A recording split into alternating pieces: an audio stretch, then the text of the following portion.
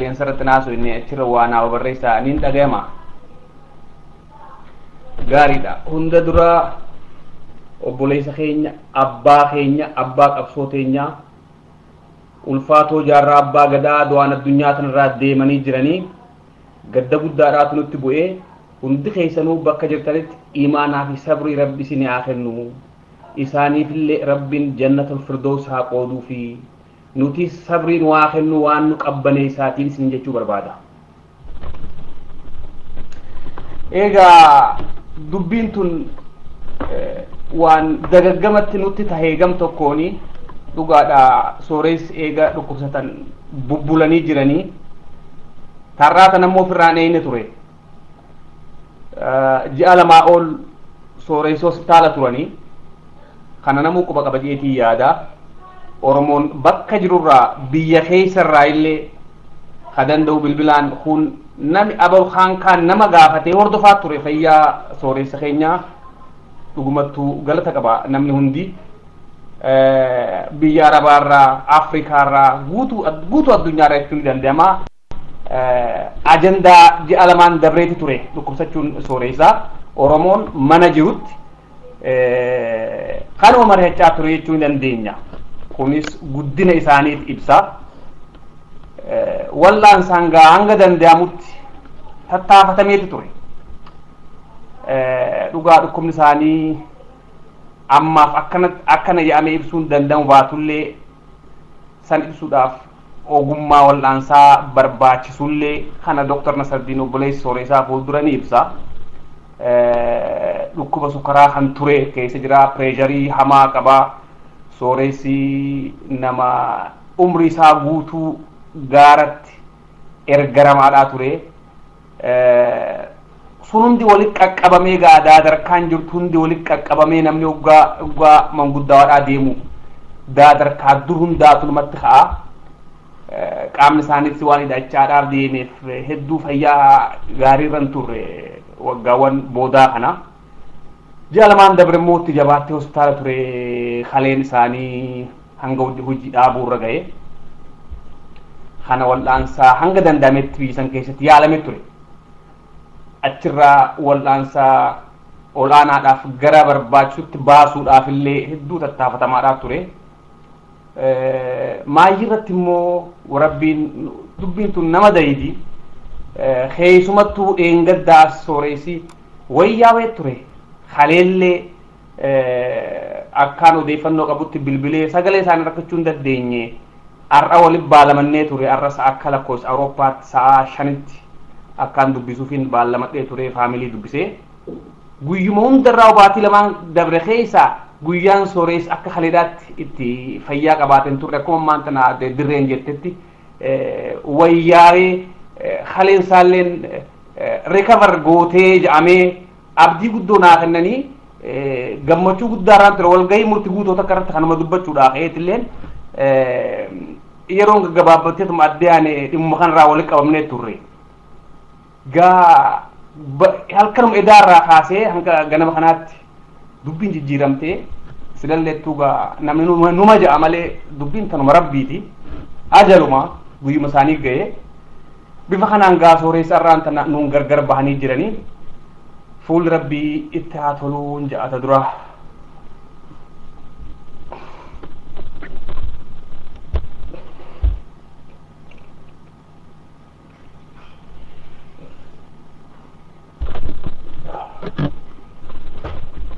Ifama jaallan xiqqona butte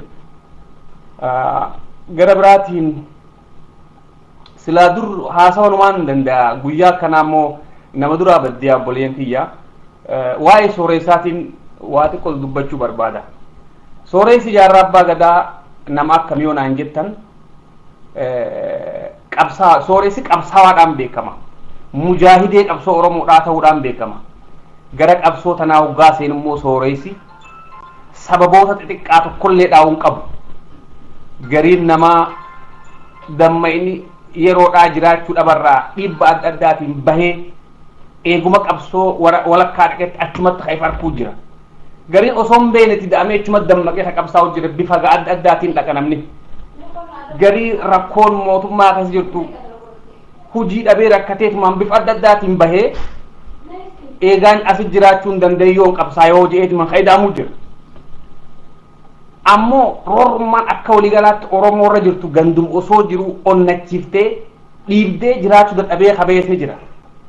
Tasooreessaa immoo kana hundaan adda. Dhugaadha akka Oromootti ilaalaan Oromoo hunda dhagamtu isattis dachaa akka dhagamtu hojiidhaan ugarsee jira. Gara kaayin ammoo sooreessi hanga dirree qabsoon dhaqinitti rakkummaan takka ta dhiibdee isa manaa baaftu hin jirtu turte. Maaliif faamilii inni irraa argame yochi deebineeti ilaalle keessaa gaafa abbaa isaanii tasan dura ifiifuu warri faamiliin sun ifiifuu warra qabsaawota. Ibrooshataa akka beeytanitti itti aanaa wadaay galmoo hormoosoo ture lola calanqoorratti amramee akaakuun isaanii abaabuun isaanii jechuudha. Akaakuun isaan Haamid Ibroo ifiifuu Amaaraatu doollaba irra garagalchee ajjeesee jedhamee taasifamu doollaba kanaa hin beekani waggaa sadii dura gaafaan sooressa odeeffachuudhaaf dhaqee interview isaanii irratti gaafadhee bare waan doollabni kun ta'eef akkatti du'e. Gaafa abbaa isaanii immoo warra goftaadhaa ture Fitaroore Abrahaam Ahmed namuuni beeka. Ifumaafuu nugusa xiqqaa Harargeedhaati ture Fitaroore Abrahaam Ahmed adeeruma keenya haa ta'u Indaraasee Haayile Sillaaseedhaatis ture xaqlaa gizaata akka jecha gaafasitti Harargeedhaatti. Faamilii kana keessaa argame jaarraa abbaa gadaa barbaadu bulchaa Harargee barbaadu ministeera barbaadu afagubaa anguma inni dhabu takkallee nun jirtu huma Fitarooreen Haayile Sillaasee bira dhaqee dhabuuf takkallee nun hafne ture jaarraa abbaa gadaadhaatiif. Abbaa lafaa ta'eetiin jiraachuus dachii rabbi tasaati nin daldalachuus mileenara. Kun hundinuu ammoo sammuu isaa keessatti hin barreeffamne. Kana hunda dhiiseeti rakkoon takka osoo isa mudatin laalaa sabaa jala godhee ka'ee gaara seenee jaarraa abbaa gadaa. Laala gaa kireeditiin dura ta qabnuuf tana akkamitti bahee bifa adda addaatiin bahee achi dammaquu ni mala namni. Jaarraan ammoo jiruu fi sadoo bal'oo goftummaa warra isaanii san keessaa deemeeti bahee Somaaliyaa dhaqee abbaa isaatis waliin balaaleffachuu jalqabe. Jalqabumarraa nama akkanaati ture jaarraa abbaa gadaa. Eega deeme gaa silaa seenaa isaanii waggaa 45 oli yeroo gabaabaa kan keessatti akkanaaf akkas jedhanii ibsuun waan danda'amaatii miti waan ulfaataadha. Haa ta'u waggabaabsanii jechuudhaaf jaarraa abbaa gadaa guyyaa badiin qabne hedduu qaba kan irraanfatamne. Ta duraati qabsoo tanaaf manaa bahu waan takka. Qabsoodhaaf manaa bahee jaarma Oromoodhaa bu'uureessuudhaaf biyya Yemanii fi Israa'eel Palestaayinii fi jechuun Iraaq irra deddeemee hojii dippiloomaasii tan goomne dalagee gaafa biyyatti as deebi'u Somaaliyaadhaatti mariidhaa dhiyaateef isin gargaarraa nuti Somaalee abboodha jaasossu'aa gaafa jettu tan mootummaa Somaaliyaarraa dhiyaatteef beeyma ganjee nama dide ture jaarraa abbaa gadaa maqaa Somaaleetiin malee maqaa Oromootiin malee hin deemnu jee sababuma kanaan ka'idhame ture. Tunis wareegummaa laaftuudha miti akkas ilaala mootummaan Somaaliyaa tagaafasiis ta'e ammaati hundinuu hanga mootummaa Habashaa takka diina Oromoodhaati. Diinnan istiraateejiidhaati. Waan kana ta'eef falma akkasii irratti if wareegee nama if kenne achiin dabree gaafa biyya seenuus jaarraa abbaa gadaa osoo hin daddaaqin kaayoo isaatiin osoo gamaa fi gaman hin jiin osoo hin daddaaqin bakkumatti arkate bakkumatti dubbachuudhaaf sadarkaa qaawar kate hundatti bakkumatti hojjechuudhaaf hiriir kate hundatti bilisummaa Oromoodhaatiif Oromiyaa walaboomte hundeessee ijaan arkuudhaaf malee ijjisaa waan takkallee ta'e biraa osoo hin arkin guyyaa har'aaf nagahee fuula rabbii deebi'e.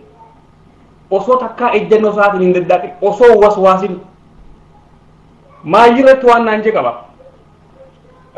Ani jaarraa abbaa gadaa guyyuma sadiin argee faamiliillee taanu barri keessatti nuti lafaa kaanii garagara waan ta'eef inni qabsoorra ture nuti biyyuma keessa waan turre guyyaa sadii wal agarree guyyaa sadeen irraa tokko kan Yamanitti waggaa sadii dura dhaqee CD tokko DVD tokko irraa mare amma wanni hin barbaadu naan jee jaarraa abbaa gadaa na dhukkubaa هاتو مو يوم قبصون نافنين تنين فياجي قافا من مرتي شرعا خان سوماليا لفكبة سوماليا تواتو نين فياجي وهم دج على نين فياجي لكن جبدون فتى بكسرت في درب مقدوش ولا كي جرى فنيودي مريجل كبي كابسو في دين سودا أسيكو كوساتان دقيتين وصوم غويتو كقولوسين تكنت الأجامين دبي سلطاني بيجي دبيجي هوغان جيبوت لكو دكوم نخينا دبيجي يمن هوغان هو يرى رجال أما استو نرد كوبا يودن ديسن بفما بيكنو خربر بادنو بوسن أورميا كيسن نديبي ساجي ربي إسني خدا هنكرا ساسني دينا نربو إيدوتي وأوقاتك أصول نمنين بوسن سان كيس أكدو سان فيغو خنين دن دونا فكاتي أنا سنراين كباجي ما بوسن سان كيس أصول كوفي gammachuun teessanii oli jannanni xiyya xasanii oli hinafne hulaan jannataa bosan oromiyaa keessaan dhiyaatti na fakkaate je tanaafu nadhaammate hadaraa achi geessaati gaara keessa na darbaana biraa deema rasaasin diinaa sun achi taana jeesu asitti an akkaan dhidhiitadheen duune sireerratti tana naa ta'uu qabdan dhaammate ta duraati takka yommuu tarabbiin beekani achuma asitti tarabbi na dhufte geessitanii watar osoon ta'in lagalaftootti na awwaalaa je lagalaftoo jechuun bakka loli calanqootti gaggeeffame bakka amma calii calanqoo jedhani bakka amma oppiitoon siidaadhatti dhaabna jetteechi waa jejjaartu san achi geessitanii lafeen tiyya lafee murti guutoo saniin haawolin laaqamtuu je laala dhaammannoo isaallee waan isin fakkaatu gaa silaan guyyaa sammuun na tasgabbootaate jaarraa abbaa gadaarraa hedduudhaan haasawaa arrafammoo tanuma yaadu takkanaa malee hedduu naaf dhuftu guyyaa namaaf dhuftu qabdi gara biraatiin ammaan tana gaddarra jirraa mara addunyaa oromoo kanuma ol mareechaa jira yamanittis naasuudhaa wajjin kanuma wal mareechaa jiranii nuti sordofaatuma jirraa dubbii wal qabde immoo ta'eessatti awwaallaadhaate amma falmi guddaa adeemaa jira amma warri addunyaarra jiru adda addaa jiru habiyya keessaalleen jaarraa abbaa gadaa alatti awwaalamuu man taane wahuma waaqoo guutuu qabu qaba jaarraa abbaa gadaa galee danda'amu calii calanqoo dadhabummoo wataritti illee ta'u reefi isaanii meeyitaan isaanii kabajaadhaan galee biyya isaaniitiif galu qabanii haju ejjennu akkasii qaba namni irra guddaan akkasumaanuu immoo gara yaman irraa oduun dhadhabuu deeffadhu akka amantii islaamaattis meeyitaa dararuun waajibaa miti innilleen reefa kiyyooyyaan lafan laaltee jaarraa abbaa gadaa kajan kunoo kana nyaan jechaa na dubbachuurra asuman awwaalaa je'ee jedhan abaluun akka je'e tana mirkaneeffanneen eenyuun yoom tana akka je'e tanarraa mirkanii hin qabu ani dhaammannoo isaanirraa tanii hin qabu tanumaan gaa waggaa sadi dura hojjaa seetanii amma isinii mutun tachi asii taatu falma kana wanni adda nu baasu mariin deemaa jirti mariidhaan furama kuni falma kana wanni adda nu baasu dheengadda obboleessi isaanii Dr. Nasruddin bal'inaa wajjaasee viidiyoolee irraa maree jira inni wayyaa ijee halee biraa deemeeti tiraanzitii amna dheeraadhaatiin deemee ammaan dhagee bu'uu isaanii Ameerika galee jira bu'ee jira Rooppilaan isaanii qubatee jira daqiiqaa 5 dura isaan irraa hubanna arraata maayii haqabu Dr. Nasruddin isaanii wanni jedhee jiraate ni laallasan tasani achi immoo falmi kun dheerachaa jira irra guddaan namaa ejjennoon teenya sooressa galchinee kabajumaan biyyisaatti awwaaluudha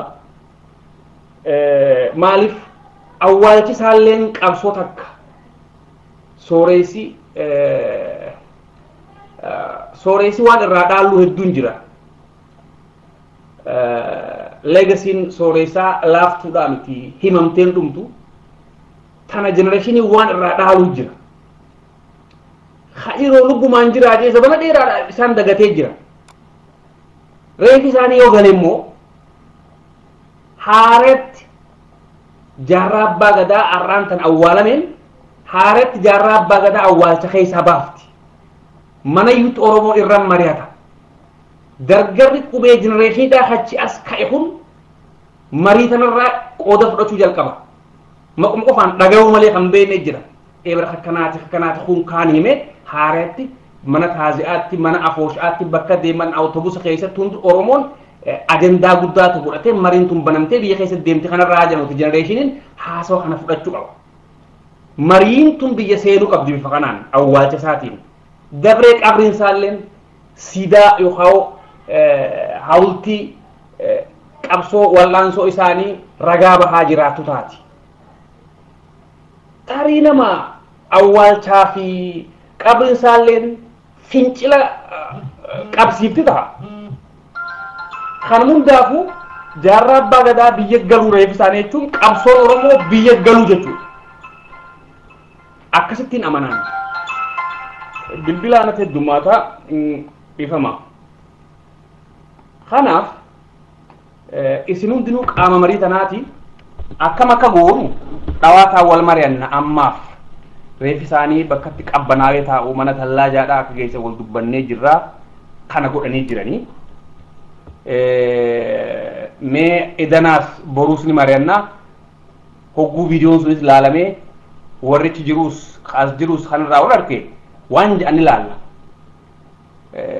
إنيو خانا مرتيسا نما دبجي أورومون دا مرتيسو قبا أول جرّا باغدا نمنمان هنگي تو كومات دي مرتيسون تاهو خون وان هدو ولا ما غافتي ساتي إدنو هجين تنجتانو ما بورو ليتي ففتي أتبوداس غا هنگونو تيس بياناني أما هدو قد ألفاتا خيسي جرى سمون تنجي خانان كاركبام تجرتي سامبود بدنان أكام غونا مال حجن نجني رامرة تدندينيا ونين أمو أصوان الدامن نمبوني مال سنفكاتا جاراب باغدا هندون مالف دعاء انجفتي جرا اسمه جروت دعاء انجفتي جرا أبلو دعاء يجتو نوي دعاء نوي مالف عمري تنيت وان رأي جم ورانو جتيني أما أرقل لما دعو داديم نايو أول تجارة مي أي سبانة كابسوي ساسا لفت ديفني دعاء أولي أردو داديم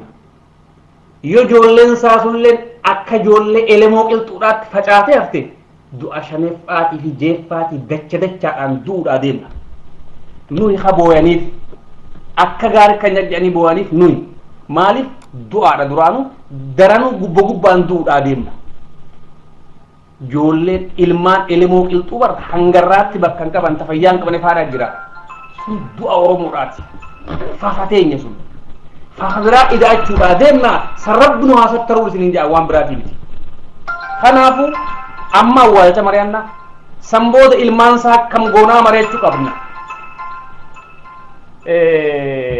دواتان خراس دبي والتا بطوتا كتعرانتنا والهنه برد فجانو سنتين صدركا جارميوتاتيس صدركا حواساتيس خوري جارني دواتان إراول مرياني أكت ba'a yeroodhaaf seenaan nurra jiisitana jalaa baanu mari'achuudha qabna. Amaanaa isaanii san fuunee dhalootatti kennu qabna. Kanuma gaa wanni hin gabaabsa ishee dhaammadhu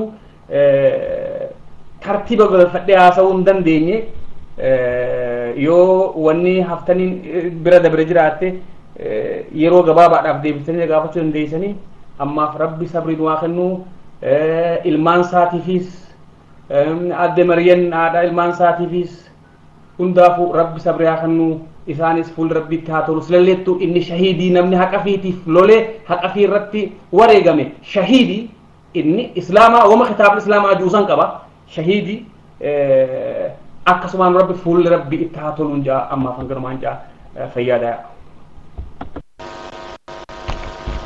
عفوا السلام عليكم ورحمة الله وبركاته.